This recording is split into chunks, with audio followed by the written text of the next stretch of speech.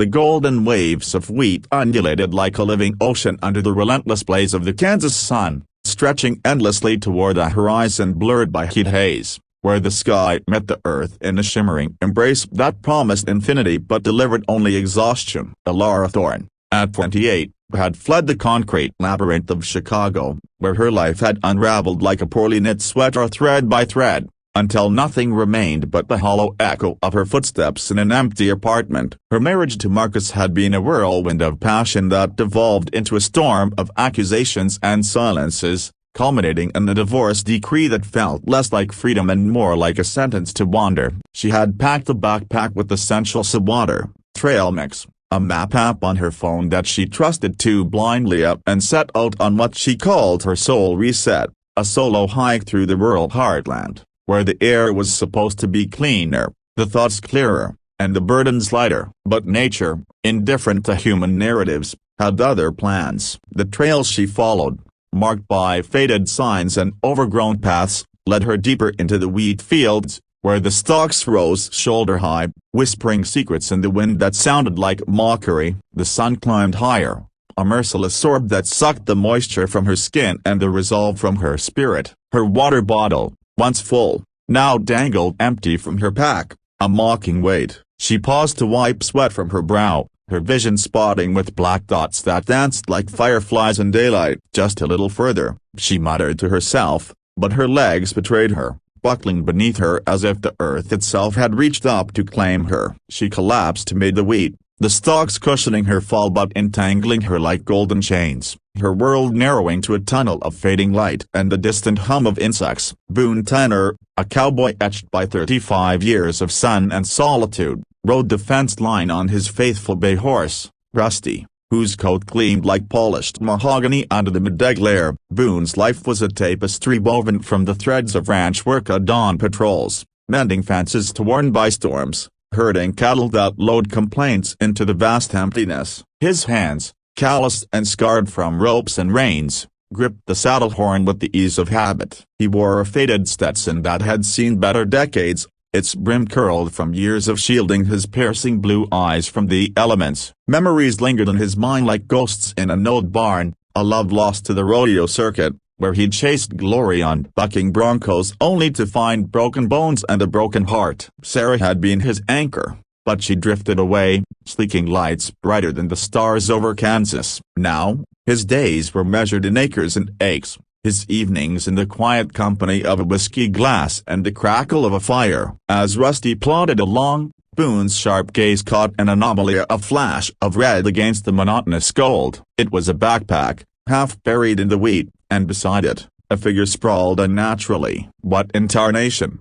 He grumbled, dismounting with the fluid grace of a man born to the saddle. He approached cautiously, his boots crunching the dry earth, and knelt beside her. She was young, her skin flushed with heat stroke, lips cracked and parted in shallow breaths. Strands of auburn hair clung to her forehead, damp with sweat. "Miss, you all right?" No response. Without hesitation, Boone scooped her up, her body limp and feather-light in his strong arms, a stark contrast to the heavy bales he hefted daily. He whistled sharply, and Rusty trotted over. Mounting with her cradled against his chest was a maneuver honed by years of rescuing wayward calves. But this was different. This was a woman, fragile and unknown, invading his solitary world. The ride back to his ranch felt eternal, though it was scarcely 3 miles. The sun beat down like a hammer on an anvil, but Boone shielded her as best he could, his broad shoulders casting a shadow over her face. Rusty's hooves kicked up dust that swirled in eddies behind them,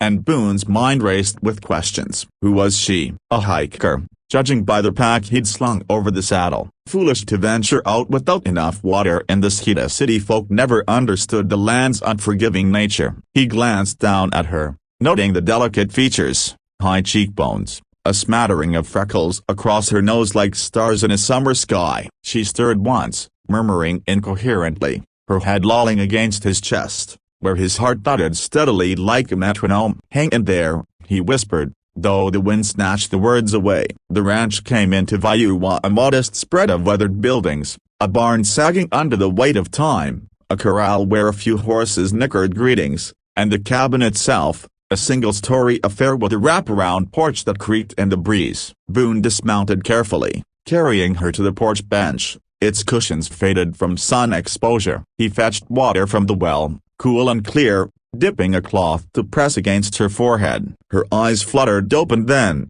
brown depths swimming with confusion, meeting his gaze like a deer startled in the woods. "Where am I?" Elara's voice was a rasp, throat parched as the field she traversed. "Safe," Boone replied, his tone gruff but laced with kindness, a rarity in his isolated existence. "Found you out in the wheat. He'd got the best of you. Drink these slow now." He handed her a tin cup, steadying it as her trembling hands grasped it. The water was nectar, reviving her cell by cell. As clarity returned, she took in her surroundings, the porch overlooking endless fields, the scent of hay and horse, the man before her tall, broad-shouldered, with a jaw set like granite and eyes that held the vastness of the prairie. "Thank you," she managed, setting the cup down.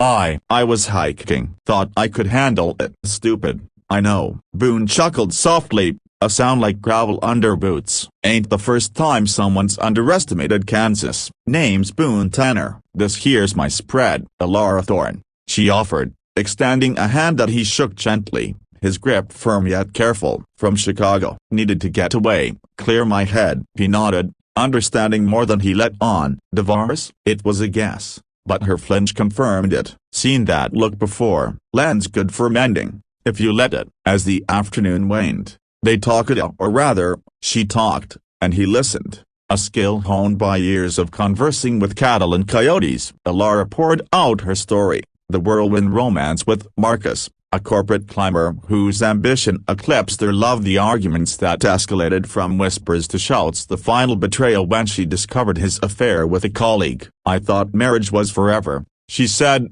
staring at the horizon where the sun dipped low, painting the sky in hues of orange and pink. "But forever turned out to be 5 years." Boone shared sparingly, his words measured like rations in a drought. "Lost my spirit to the rodeo life, chased buckles and glory. Left her waiting." She didn't wait forever. His voice carried the weight of regret, but no self-pity. Ranchers didn't indulge in that luxury. By evening, Elara felt strength returning, her limbs less leaden. She stood tentatively, wobbling like a newborn foal. Boone offered his arm without a word, a sturdy pillar of support. "Lean on me till you're steady," he said, and they walked the ranch's perimeter, the wheat fields now bathed in twilight's soft glow. Crickets chirped a symphony, and stars began to prick the velvet sky. In that moment, amid the vastness, Elara felt a spark, not of romance, not yet, but of possibility. The cowboy who had carried her was more than a rescuer. He was a reminder that strength could be borrowed until one's own returned. But as the night deepened,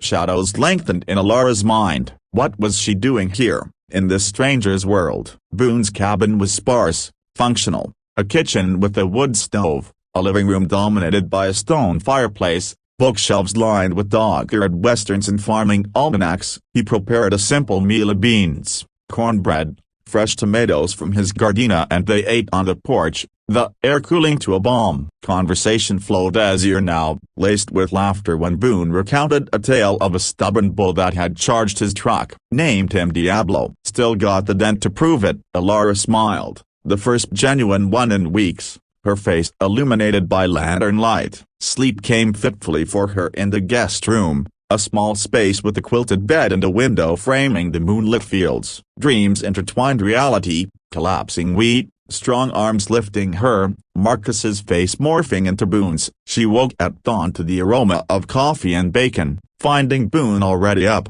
tending to chores. "Morning," he greeted, handing her a mug. "Figured you need fuel." Gratitude swelled in her chest. "I should go, find a town, call for help." He shrugged. "No rush." Storms brewing, a best waited out. Indeed, clouds gathered on the horizon, dark and ominous, promising rain that the parched land craved. As the day unfolded, Elara lingered, helping where she could, feeding chickens, weeding the gardenia, tasks that grounded her in the present. Boone taught her to saddle Rusty, his hands guiding hers with patience. "Easy now, cinch it tight but not too much." Their proximity sparked electricity, unspoken but palpable. By afternoon, thunder rumbled, and rain sheeted down, turning the earth to mud. They retreated to the porch, watching the deluge. "Tell me more about Sarah," Elara ventured, curiosity overriding caution. Boone stared into the storm. "She was fiery red hair, temper to match. Met her at a county fair. Rodeo took me away too often. Came back one day, she was gone." Note said she needed more than waiting. Pain etched his features,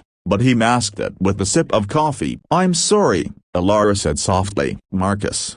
He promised the world, delivered excuses, cheated, lied. I walked out with nothing but my pride." "Pride's a start," Boone replied. "Build from there." The rain eased by evening, leaving the air fresh, the fields glistening. Elara tested her legs again, walking unaided now, though Boone hovered nearby. "See? Standing on my own." He smiled, rare and warm. "Knew you would." But as stars emerged, Elara realized she wasn't ready to leave. The wheat fields, once her downfall, now symbolized rebirth. Boone, the cowboy who carried her, had become an unexpected ally in her journey to stand tall. Yet, the story was far from over. Whispers of doubt lingered. Was this escape or entanglement? As they sat by the fire that night, sharing stories of dreams deferred, a bond formed, fragile as new shoots in spring soil. Elara's heart, bruised but beating, opened a fraction, while Boone's solitary walls cracked. In the wheat fields of Kansas,